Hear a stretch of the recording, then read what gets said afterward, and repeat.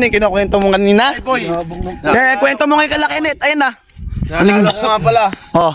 Uy, puta na bumili kami lechong manok. Ulul! Ay, wala pa pala. Lechong manok. Bastos ka usap pa. Ha? Kinain mag-isa.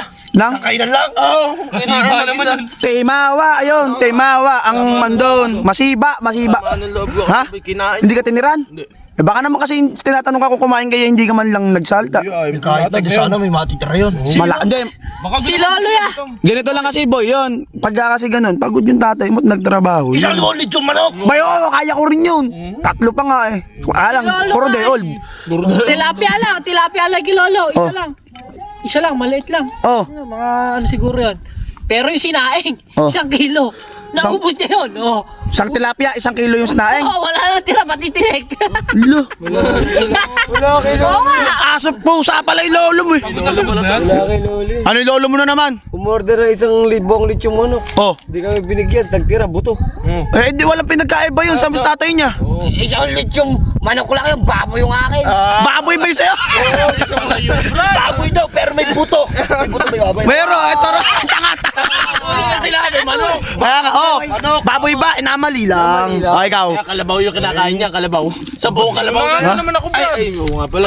Kinuwento ko. Bugok, kaya ubusin ng lolo mo yung kalabaw? Oo, sa kalabaw daw. Hayop kayo, ano ba? Kanibalism ba kayo? May Hindi luto yan. Ha? Hindi luto. Ha? Hindi daw aswang kayo, gago. Sa yung kalabaw dito. Ano yung lolo mo? May ano? Sinaunang tao? May lahi. Hindi, meron pa naman, ano siya, meron pa naman yung maliit lang daw na kalabaw. Ha? Yung ganyan daw kaliit na kalabaw. Ay, yung ano lang, bulo lang. Malaki pa rin. Puta. Kalabaw ang puta. Laki nun. Ha? Timawa. Eh, paano titira? Hilaw nga, ayaw nga nang gusto mo, luto. Eh, alayan sa mga lolo ko ha. Oh, ano mo? Boy, dito mo kasi boy yung lolo ko, alam mo kung ano yung ano? Lalo mo. Ha? Lolo mo. Yung lolo ko kasi boy. Koryoka. Nagdadaan yung ano, Ayun na. balot na yun. Alam niyo ba, tumambay yung yung nagdadaan, yun din yung tinama. Video mo yun. Yung unang tumambay dun sa may bahay namin sa lolo ko.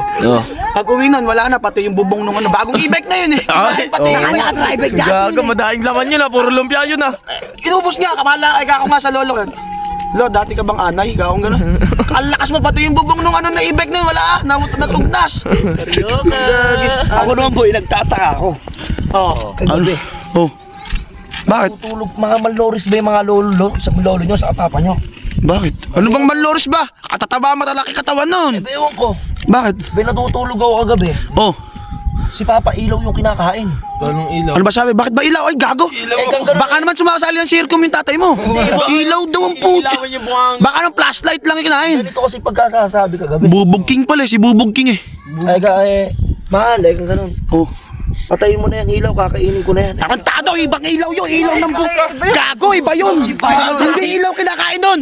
Tahanan! Alam, baka akala mo yung ilaw na bombilya, ilaw ng tahanan na kinakain yun, kinakain ni mama mo. Gago na, bahala ka, siraulo ka. Sabi. Mahal, patay mo na ilaw, kakainin ko na yan. Kumakain din naman yung amin, sabi pa nga, hugasan mo na yan, kakainin ko na yan. Sa'yo, rekta kain, lahula. Hugas-hugas.